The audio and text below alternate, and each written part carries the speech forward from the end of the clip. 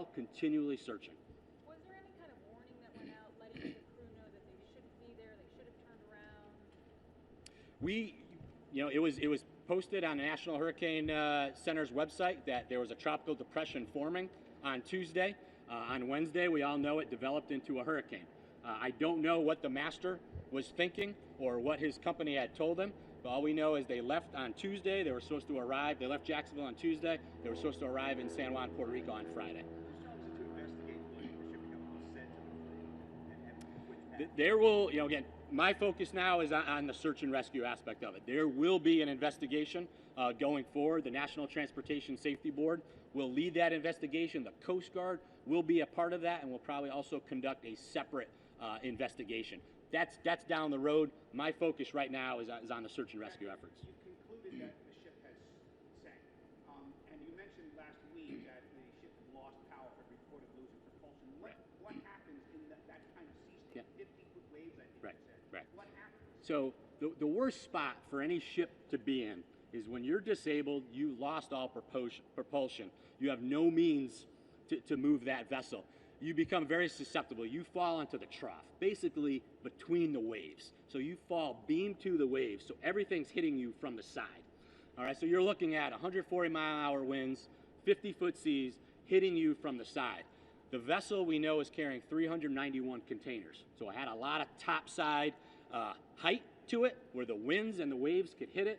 It had 294 trailers and automobiles below deck, so it was heavy. It was weighted down. We also know that the vessel had a list to it, meaning it was leaning over about 15 degrees because they had some water intrusion earlier.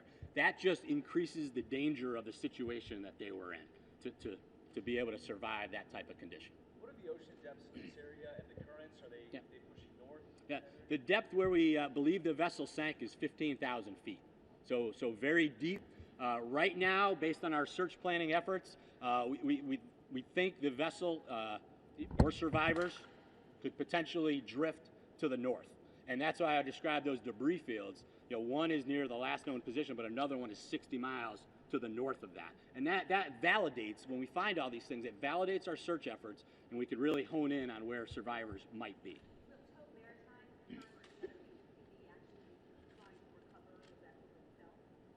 I don't know at this time. When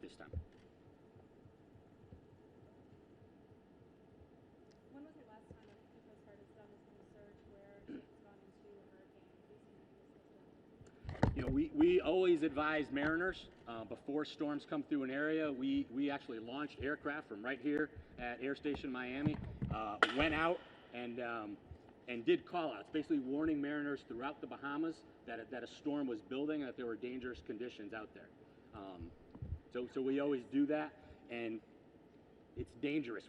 Anytime you're at sea, it can be an unforgiving environment, and when you add storm elements like a Category 4 storm to it, it just increases the danger level. We have time for one more question. I didn't catch the question. That was the ship captain's decision to make. Thanks, folks. Thank you, everybody. Thanks.